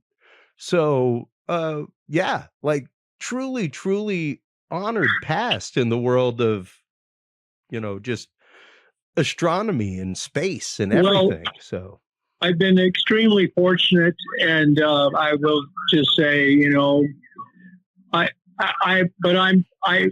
I'm just doing my job. I felt like God put me on earth to do certain things, and I'm just trying to do them. And it was not my original plan to be into Mars anomalies or things like that, or even space missions. I was focused on energy, specifically fusion energy involving plasma physics, which is, plasmas are like the aurora borealis or the stars, the sun, lightning bolts. That's all hot gas that conducts electricity like metal. And when you wind that into a kind of donut-shaped magnetic field, you can then harness that to create fusion power. And that was the major focus of my what I thought my career would be. And I wanted very much to work on, unified field theory and things like this, but I also wanted to get married. and I thought, well, I better pick a field that will be well funded as a scientist, because I knew that, you're subject to government funding. So I actually felt guided to go into plasma physics, and I've never regretted that. That has been a real blessing. And we're going to harness fusion energy, the power of the stars, and that will make the Earth a much better place. It'll stop global warming and things like that. And by the way, the climate never sits still. It's always either going into an ice age or going into a tropical age. And and so, flip the coin and so, but anyway, I think we just have to harness fusion energy, just because that is the direction of clean, limitless power for the human race. Yeah. And but anyway, so I worked on that. I wanted to be, I was part of the Sputnik, the generation that grew up after Sputnik. So there was an enormous amount of encouragement to young people to go into the sciences. Yeah. And I was the beneficiary of that. My father wanted me to be a medical doctor, but when I told him I wanted to be a physicist, he said, wonderful. And so I had great support from my parents for this. And so then, but you must understand that energy has an enormous financial connection. Absolutely. I mean, the worst nightmare possible for some nations is that we will harness fusion power and not need petroleum anymore. For some countries, this is the lifeblood of their country. Yep. If that goes away, they won't know what to do. And so what happened apparently was the U.S. government decided to back off on fusion energy even while it was making great progress, because many of our allies, especially during the war in Afghanistan, were big oil producers.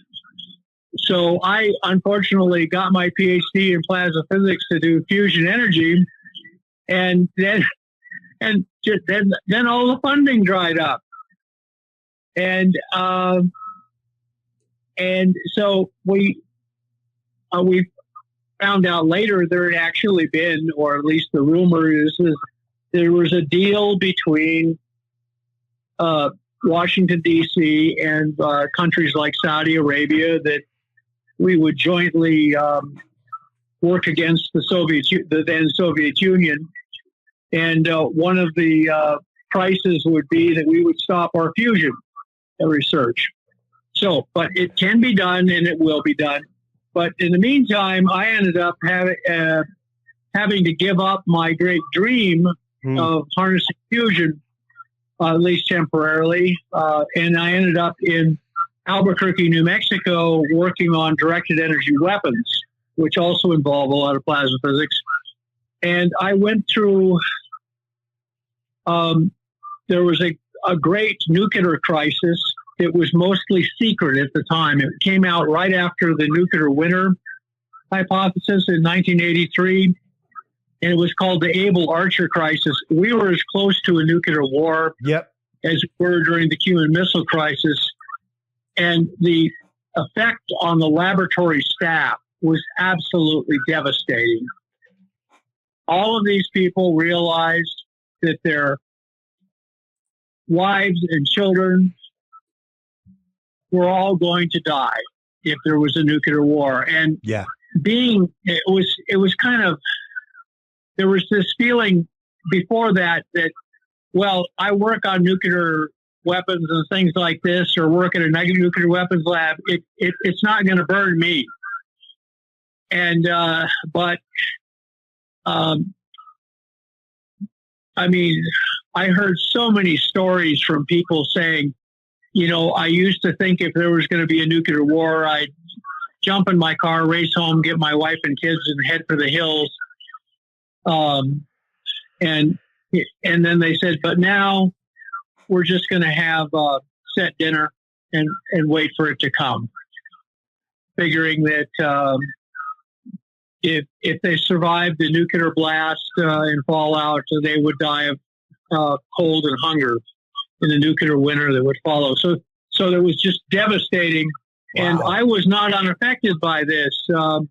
I felt, as a result of the Able Archer crisis, which we understood was going on, but we couldn't talk about it, that we were just going to end up having a nuclear war by accident. You know, it would be some... and that Able Archer was, you know, almost a nuclear war by accident. And so I was in kind of despair. And I remember then we had Christmas break where they would just shut down the laboratory where I was working. It was a government, U.S. government lab in Albuquerque, and called Sandia Labs. And I was at home, but I felt this just deep depression, like everybody else I'd worked with over this. And then I saw the idea that they might have discovered this carved face on Mars. And they had a television, like a half-hour television news story about it. Yep. And I looked at it and thought it was quite convincing. And I thought, well, this will end the Cold War. We'll go to Mars and together with the Russians and explore this, and we're all going to be okay. And I remember putting down my little 4-year-old little daughter and reading her a bedtime story and realizing, you know, her future. She's going to have a future, a long life. And you know, I had hope. And then when after the Christmas break was over, we were back in the lab, I reached out and made contact with the people who were doing this research, and they put me in touch with Richard Hoagland, a brilliant fellow. Yeah. And he also realized the great import of this to that we could end the Cold War and save the human race.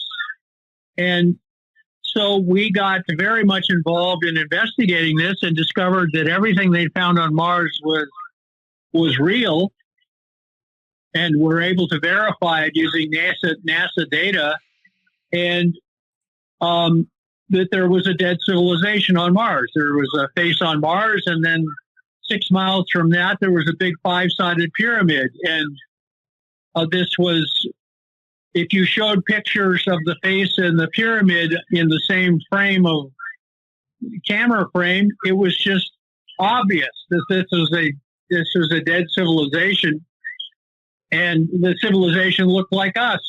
Yeah. So anyway, that's how I got involved. I wanted to end the Cold War, and as I joked with my good friend Vince DiPietro, who was one of the original investigators, I said, we did end the Cold War because the face on Mars controversy continues to this day, and the Cold War has been over now for 20 years. That's right. He started a whole new one.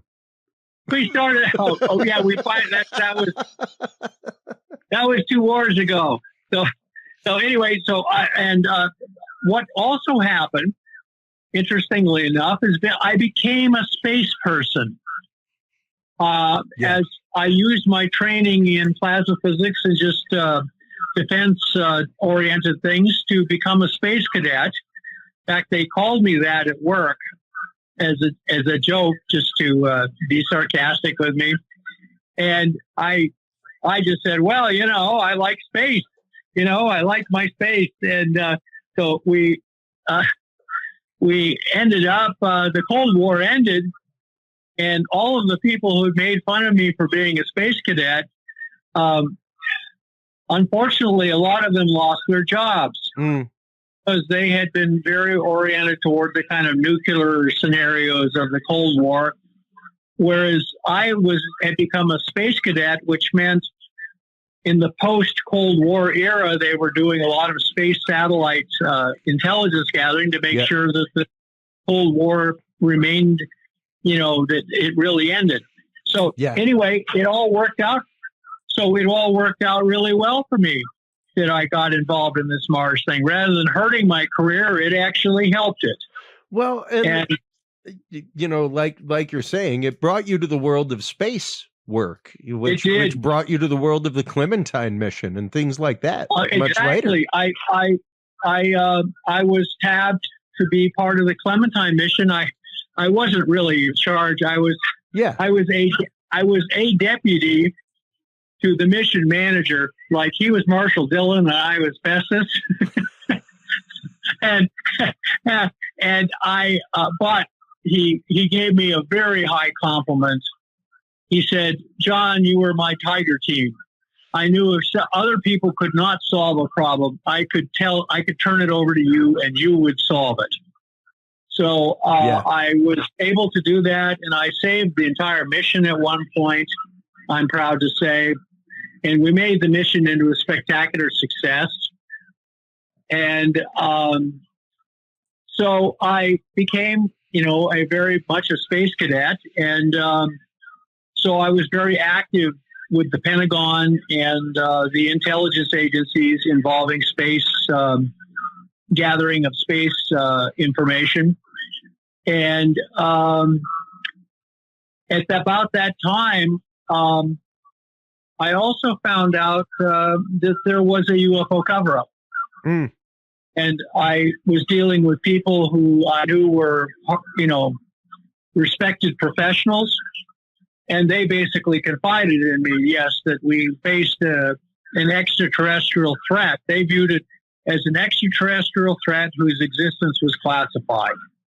And this is the source of Reagan's, statements that I've often wondered, if we were threatened from outer space, wouldn't we end the Cold War? The thing that helped end the Cold War was the fact that we were jointly threatened by people from outer space, specifically the people the chief villains of this, I heard, were the little short gray aliens who were doing the abductions and the animal mutilations and things like this. These people were very bad. Some of the people from out there were very nice. Sure.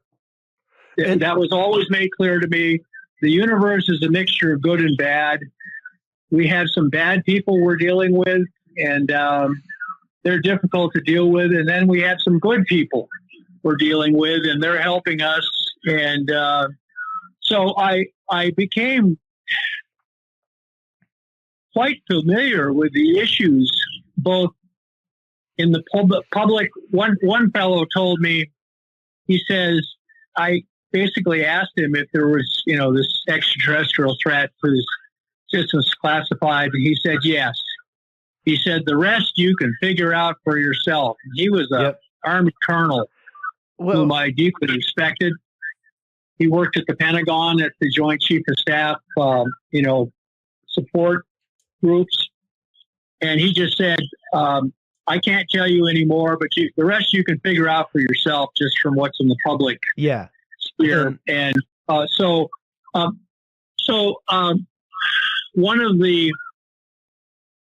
so I became very much involved in that. Also, one of my great ambitions had been to work on unified field theory, which is what Einstein tried to do, to unify gravity and electromagnetism.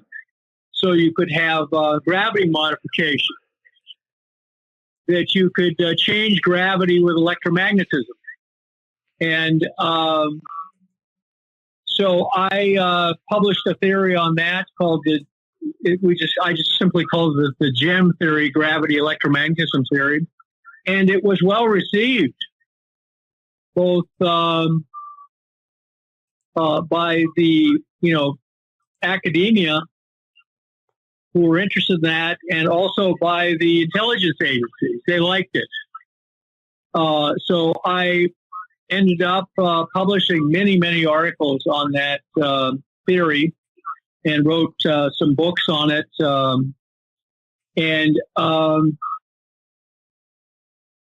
It's and the government has this technology. The government is not just a theory, but they have technology. Oh, yeah. Absolutely. And in fact, it may have been the original effect may have been discovered by Nikola Tesla. That I would not doubt one bit. He was an electromagnetic wizard, is the only way to put it. Yeah, his last articles were about controlling gravity with electromagnetism. Yeah. And as it turns out, the secret is rotating three-phase power, the same thing that makes induction motors work. Yep. That he invented that. He did. And if you apply that to masses, the local gravity gets slightly weaker. And then, so they don't weigh as much on a scale, and then you turn off the power and they regain their weight. And I have discussed this frequently. You can go on the web and see my discussions of it. And so that, and in the meantime, I was married, and then I was divorced, and then I had. And then I got married again. I had two beautiful children, and my poor second wife kind of had let's just say she left. She left us. Huh. And I had to raise the children by myself, and I did that.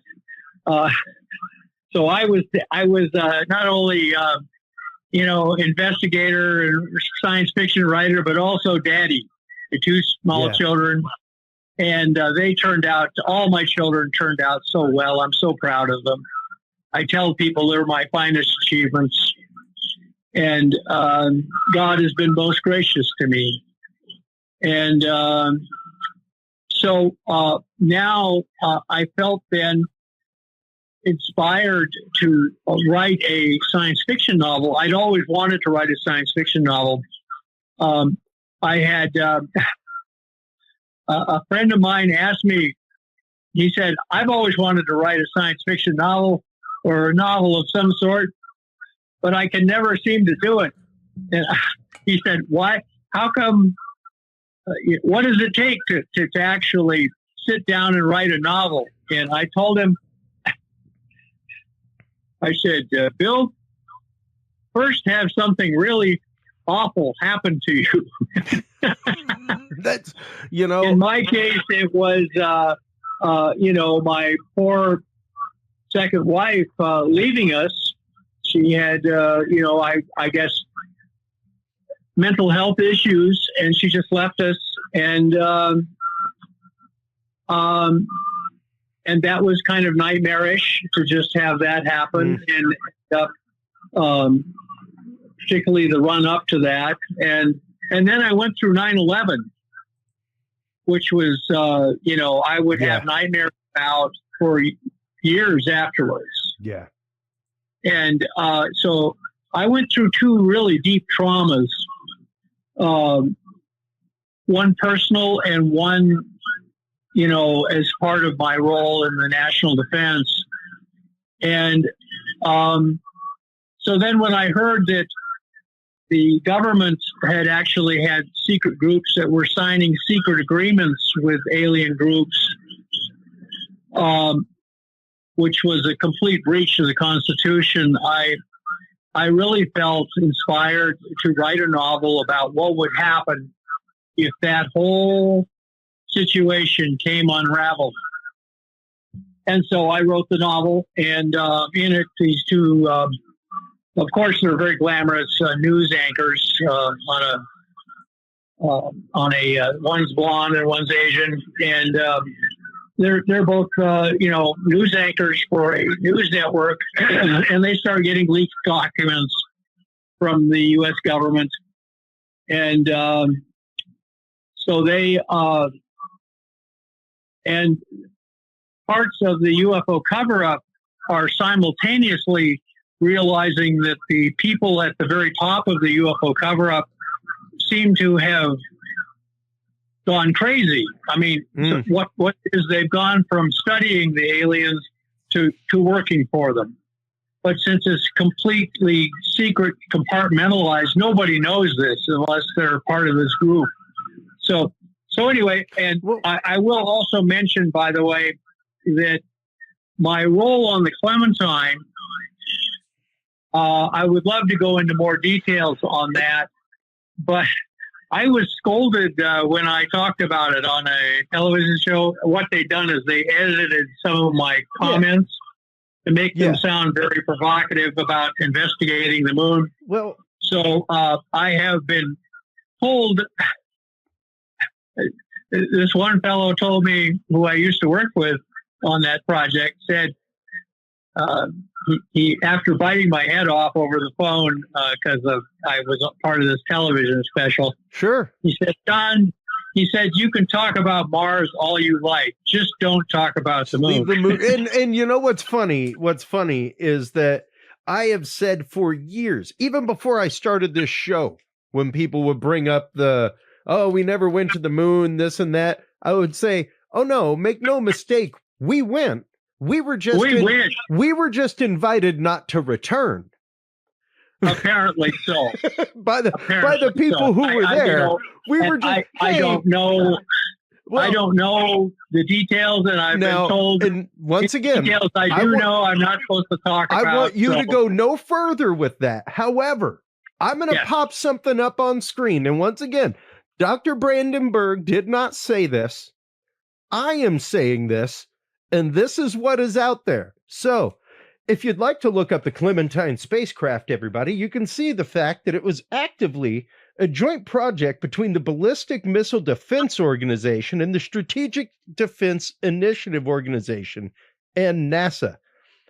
And its lunar observations included imaging at various wavelengths in the visible as well as ultraviolet and infrared, laser ranging, altimetry, gravimetry, all kinds of things. But the important thing is it wasn't just a NASA program. It wasn't just like we're talking the ballistic missile people and the Missile Defense Organization. Okay. So if they're interested in mapping the moon for a reason, it would either be to place weapons there or that there are weapons there. One of the two. That's what I'm saying. I would like to respond to your statement with a firm no comment. Exactly. Thank you. I can neither confirm nor deny that the Defense Department was involved in the Clementine project. But, so there, and that's where we'll leave. And that's where we'll leave the Clementine project. Unfortunately, I have to leave it at that. I want you to leave it at that because I like you, John. I want you around for many years to come. I'll tell you one humorous moment. I was out for a stroll with a very attractive woman, and the full moon had risen, and she says, "Oh, what a beautiful moon!" And I said, "I can't talk about the moon." Yeah, I'm not allowed to talk about the moon. I then laughed. You want to talk about that tiny red dot in the sky? We can. Yeah. Well, yeah. Let's just say I'm free to talk about Mars. I can't talk about the moon. And before we get into the book, because I want to tie a couple things together. Number one, we met at a remote viewing conference, John. And one of the things that I say regularly about the International Remote Viewing Association and the remote viewing community in general is you will find more letters before and after people's names in that circle of paranormal than any other. I don't care. I don't care if it's cryptozoology. I don't care. Like, guaranteed there are more PhDs involved with remote viewing than there are with cryptozoology. It's fascinating the number of people like yourself, Hal Puthoff, for example, laser scientist, you plasma physicist. Brilliant man. Oh, he's busy squeezing a vacuum here in Austin, removing power from it. Like that's the kind of physics that we're talking about here. You know, the idea of we're going to squeeze empty space and get piezoelectric power out of compressing empty space. Like, that's fascinating. And yes, that's better than even the water injection carburetor I heard about as a kid all the time. Well, and literally, John, as somebody who, like you have the paper about water vapor and propulsion. In plasma, electric thruster. Yeah. And that like I said, I've been very blessed in my career. I invented this rocket engine that ran on microwaves and used water vapor as propellant. It would turn it into a plasma, and they've flown it in space now, and it worked just great in space. Yeah. And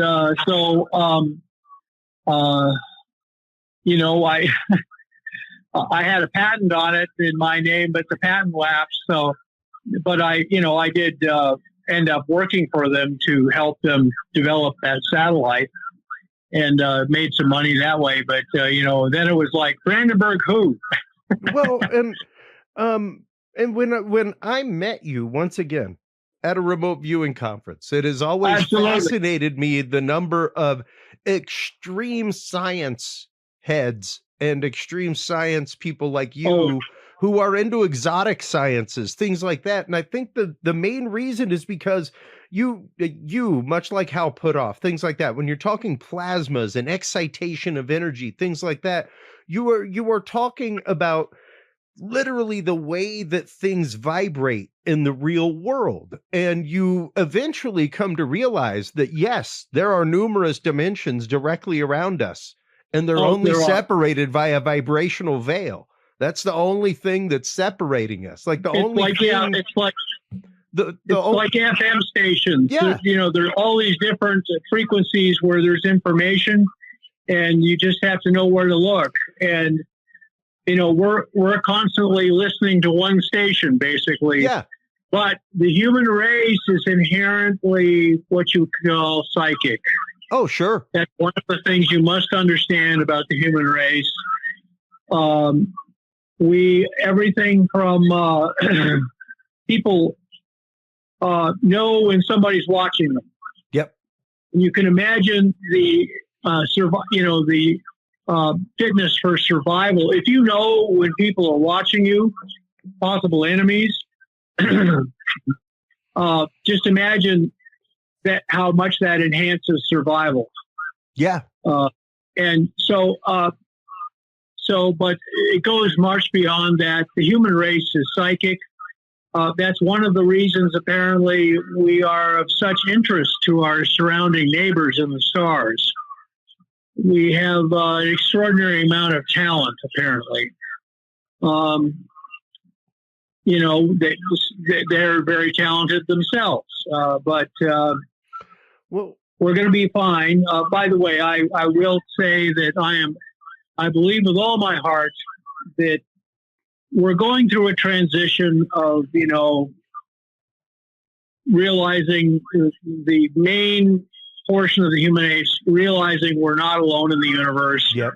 That stars out there are also homes of intelligence and civilization. And that's a little traumatic for people, but we're going to be fine. Well, and The human race is a bunch of really tough customers, and we're going to be fine.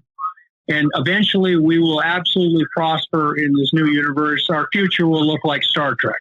oh, There. absolutely. And you brought up something interesting a while ago, especially when it comes to the Greys. Lynn Buchanan is a good friend. Hey, Lynn. Yes. Good old And Buchanan. when I asked him, have you ever remote viewed alien species? His response was yes, and specifically the Greys. Oh yeah, yeah. And- Well, they're kind of like 3/4 of the reports of what species are. There are many, sure. many species out there, but It there's some of the species, in fact, look just like us, Oh, and they sure. act just like us. Yeah. But the Greys are kind of dominate the reports. It was fascinating to me because, number one, you were mentioning that they were one of the evil actors, one of the bad actors. I'm afraid so. However, more than likely have arrangements with governments, as people have said. And one of the things... They in the novel, and people who've read the novel who are more cognizant of things said, one of them said to me, "How did you get so many things right in this novel?" And I said, "I don't know. I just kind of connected the dots, and I'll be very frank.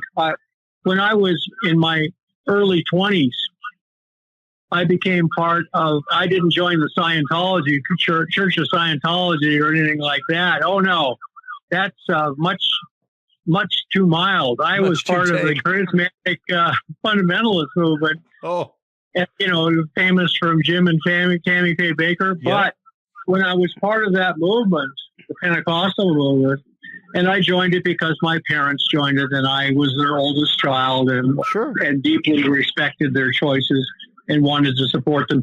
But things that you would call paranormal or psychic became everyday occurrences for me. And so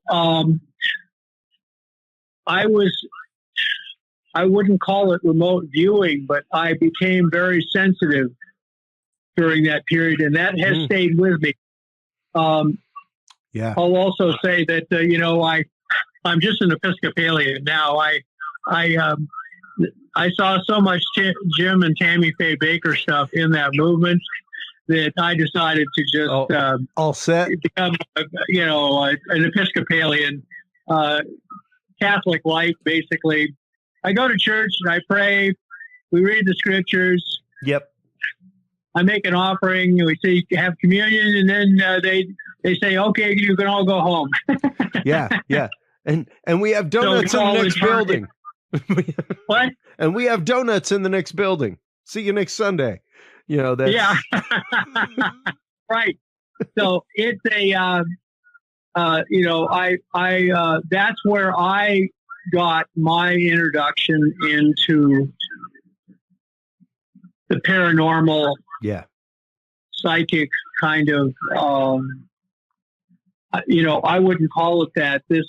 In that movement, these are called they're gifts.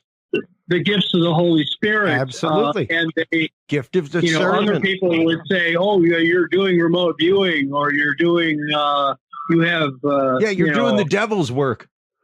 Well, yeah, well, that literally the number of people, because I can assure you, it's just it's that. I mean, why do you think Pentecost is in the Bible? You know, the Holy Spirit flames above people's heads. Now that's some pretty unusual things. Yeah. One of my favorites was. Well, anyway, I just wanted to say that I very much love Lynn Buchanan and his work. Well, and but I kind of operate in a different bandwidth than their normal remote viewing that types. is true. That is true. And anytime I tried to mix the two kind of methods, it didn't work. Yeah. So I just found I was kind of schooled in one way of doing it, kind of operating in one wave band. Yep. And they have a different wave band, and that's fine. And you know, that's one of the things that I find very interesting about that community is that there are so many methodologies that end up at the same data, and it's fascinating. Exactly. But well, when I asked Lynn if he'd remote viewed, he said yes, the Greys, and he said specifically the reason that they are coming here and talking with us is because we uniquely in the universe stand out, specifically amongst them. We apparently stick out like a sore thumb. Well, and it's because of our individuality and our want of individuality. He was like they became a hive mind generations ago. They have forgotten what individuality is. So even though they have this amazing piece of technology, because they aren't individuals, they cannot figure out and invent another way to use it. No. They need somebody else as a medium to go, hey, here's some cool technology. We don't know how to apply it to the future. Can you help us? For the prolongation of our own race. Being on one of these ET ships and some ET saying, we're going to hand you an object. Will you tell us what your impression of it is? Yeah. Because we don't know what it is. It basically being a Rorschach test. Yeah, it's like, or our people are baffled by this, but you humans are known to be kind of intuitive and, or you could say the captain is discussing things with his first mate. And I said, well, he said, well, we can't figure out what this thing is. Well, show it to the, invite show a human it to the cook, see what he says. What it is. Yeah. Show it to the cook, see what he says. And by the way, I put that kind of aspect in the novel. I had several of the aliens have, personalities and they. Well, and it is like, and I have some of the Greys are just as bewildered and fools of fortune, just like any human being is. Like, imagine you're part of the Russian army invading, putting down the democratic revolt in Hungary. Yeah. And they ask a Russian soldier, well, "What are you doing here in Hungary?" And he says, "Well, I'm just following orders." And that's what, and I'm supposed to do that. So. The people have said they'll shoot me if I don't follow orders, and so here I am. yeah, exactly. And a lot of human beings in history have just gotten swept up in things, and they can't. They lose complete control of their own fate. Well, that especially is the case, and it's very interesting that so much of the Big D disclosure that we're seeing, these hearings and everything else, is happening right up against the last of the generation of Roswell dying and leaving us. The last of the deathbed confessions, things like that. And the timing of that you cannot deny. You can't look at that and not see it. In my novel, the saying that a lot of the military people used was the UFO cover-up will continue till doomsday. And then as it starts coming unraveled, the military, these Green Beret kind of characters whose job is that when they shoot down a UFO, they go surround it and, recovery box team it up and ship it someplace and keep everybody away. And so they go from saying, well, this cover-up will continue till doomsday. They start saying, doomsday is coming. Well, and that is sadly a lot of the mindset, when you start looking at things, especially Dan Harary, who we just had on, like that was quite honestly the progeneration of the Hollywood Disclosure Alliance, is what the typical dialogue is when it comes to movies, science fiction. Science fiction's a lot kinder, mind you, where you get a lot more of the true ET stories, things like that. But even ET had its moments where, like, no, man, the government came in and booted their door down and took over the place. They did. Like, I remember being 8 years old and watching that in the theater and going, oh crap. Like they just came into his house and like they took over. Yeah. They took him hostage. They took the family hostage, like everybody, So the idea of that. And the idea of that was a pretty sanitized version Absolutely. Of the whole UFO kind of experience. The real one that the one I'm more familiar with is in the novel, and parts of it are just like a science fiction horror movie. Yeah.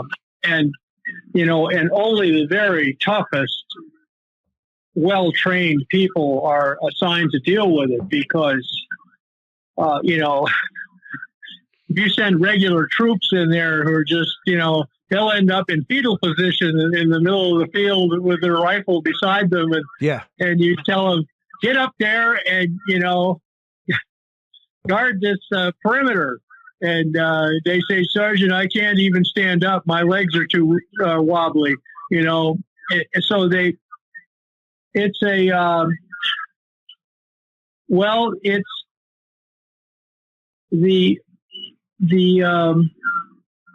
I refer to the UFO cover-up, the UFO phenomenon and world now as a wondrous nightmare.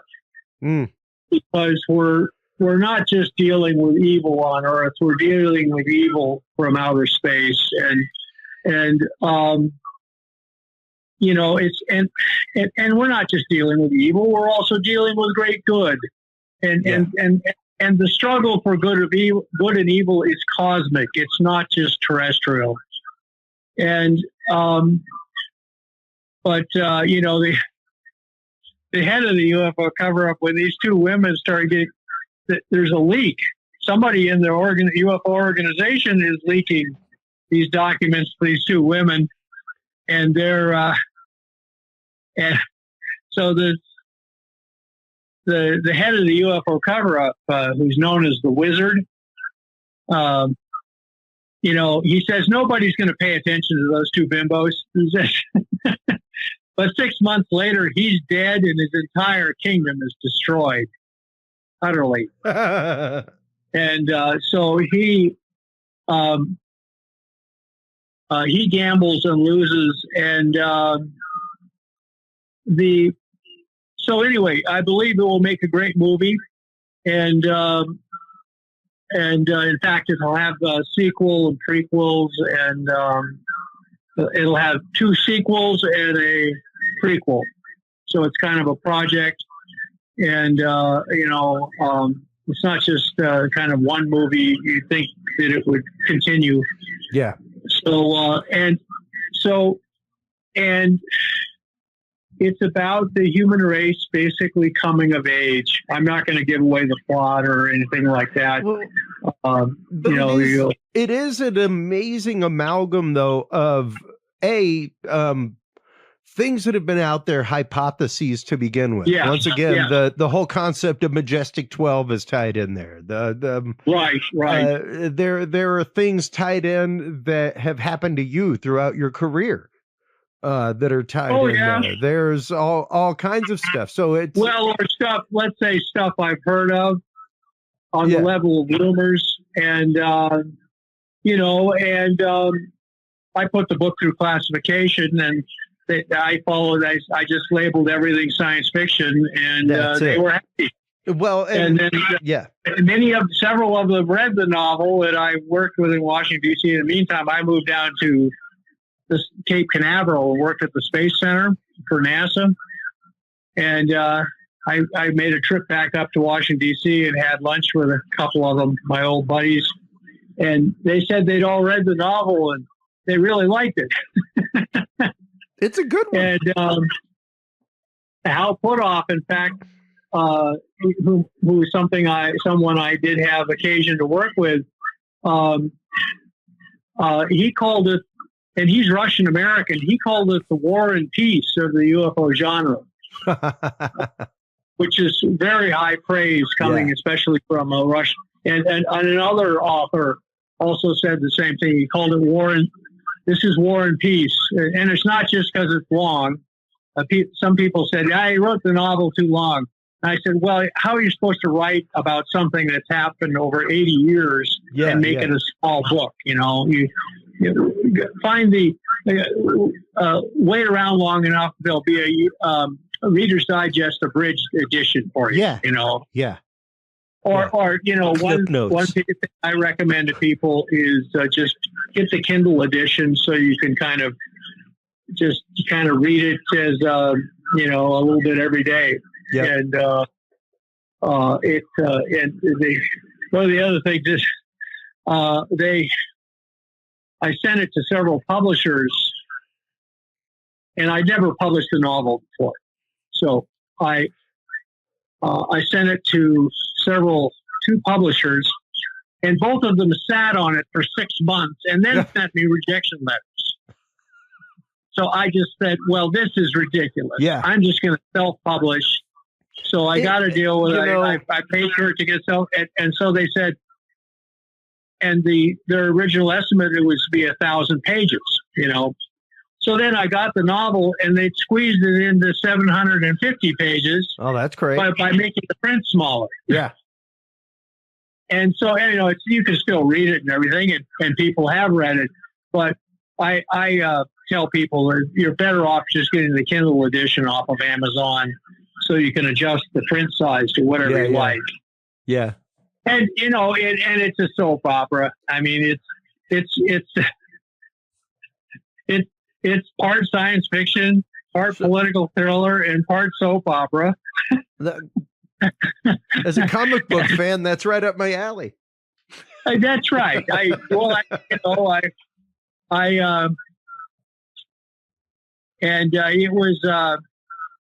was a very very deeply meaningful thing to write, and it became so vivid. The characters would actually talk to me. Yeah. And that was very.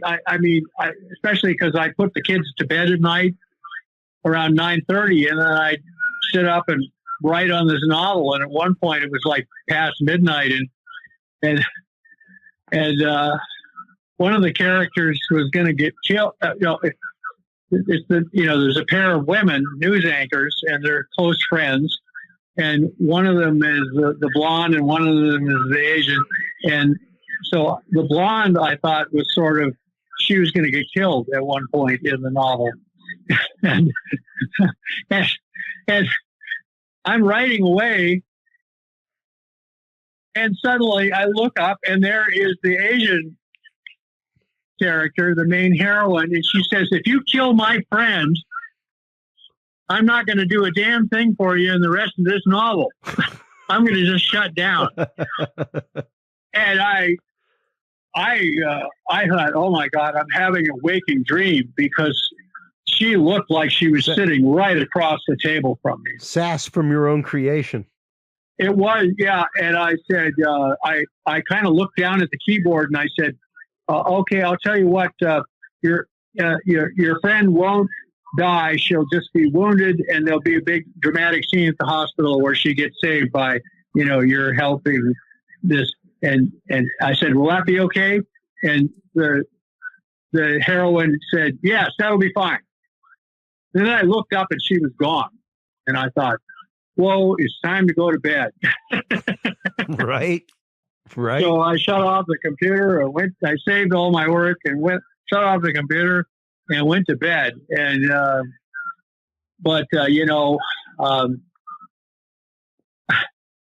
yeah, so and Dickens reported the same thing, that the characters get so vivid for him that they would start talking to him. Yeah. He would like to basically hallucinate them.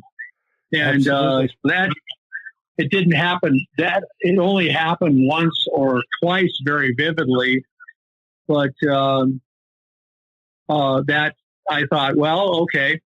And so anyway, so it'll make a great movie. It's going to be fantastic. I want to thank you so much for coming on, for talking about it. Once again, I got the book shortly after we met in Menlo Park, and I've even given a couple copies to people. It's a great story. It's fantastic. Good luck with the optioning. I hope all of that goes well. It's already been optioned. Now, of course, too great. It's in the hands of my agent, who is going to sell the property in my name. And David he's a real pro and has been in this business a long time. So I, on the other hand, am merely a theoretical plasma physicist. I know nothing about how merely a theoretical plasma physicist. This stuff is. I'm too stupid to know how to find my way around the block in Hollywood. Yeah. And so, but anyway, it's been such a pleasure. And what I want to mention one last thing, please. I felt deeply inspired, basically as a Christian, to write this book.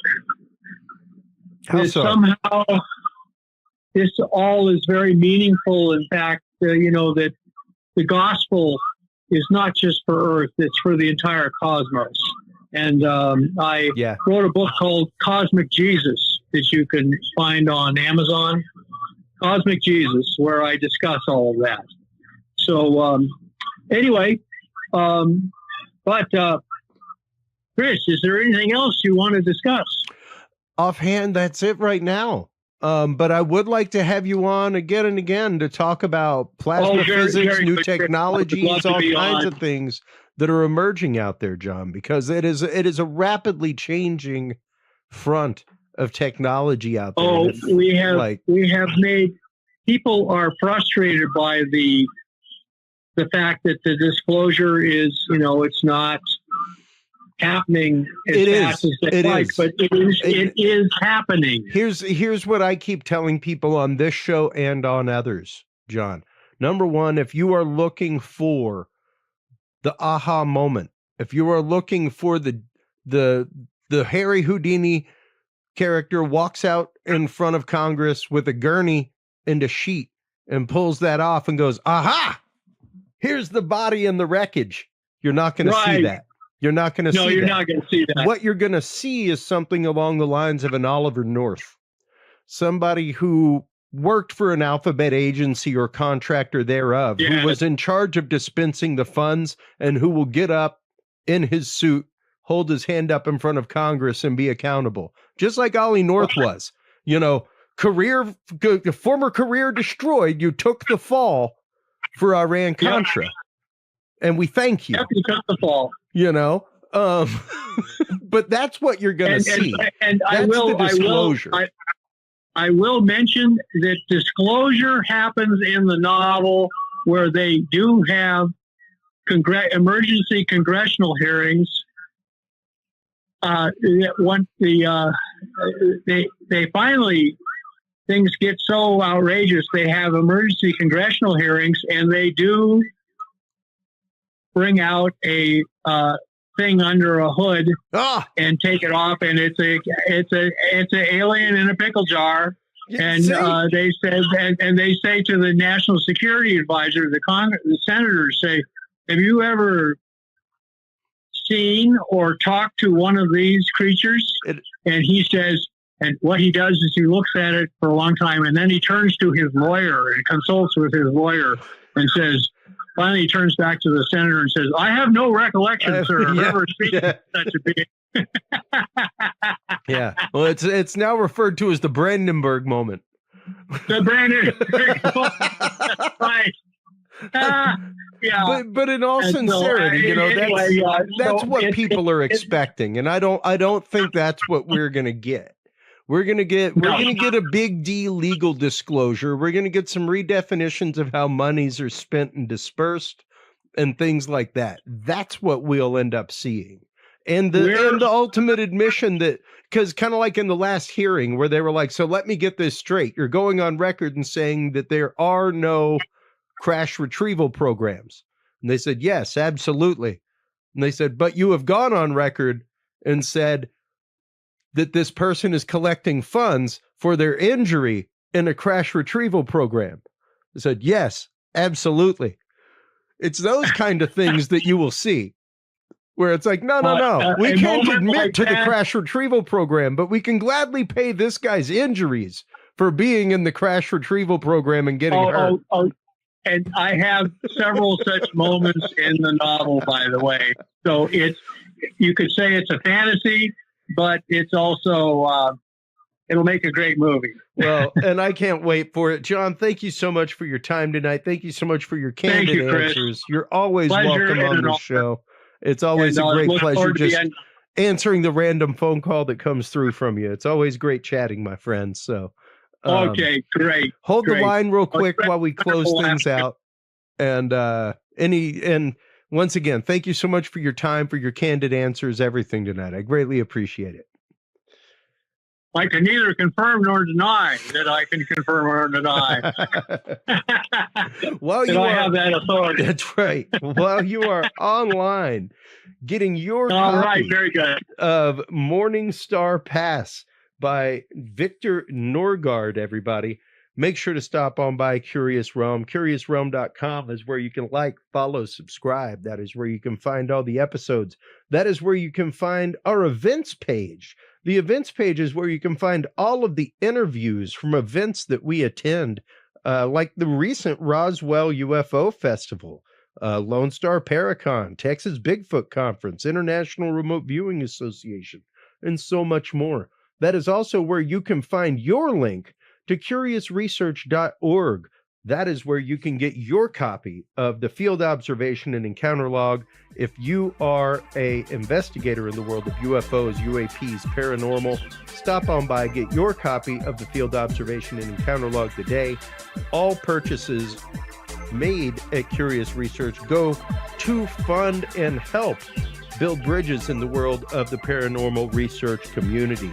Thank you so much, everybody, as always, for your time tonight. Thank you so much for your open hearts, your open minds. That is what makes the conversation. And without the conversation, humanity does not march forward. So remember, take care of yourselves, take care of each other, and stay curious. We'll talk to you soon. Bye-bye.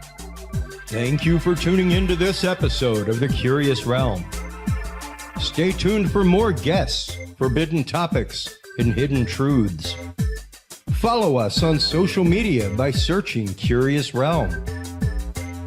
To download the official Curious Realm app and view the Knowledge Vault, or become a sponsor of Curious Realm, visit our website at curiousrealm.com. Curious Realm is available on your favorite podcast and video services, curiousrealm.com, as well as KGRA Radio, APR TV, and the official Curious Realm app for Roku devices. Curious Realm is a proud member of the Ground Zero Media family of podcasts. For more shows and members-only content, visit groundzeroplus.com today. Thanks for listening. Stay curious, and remember, the other side is always watching.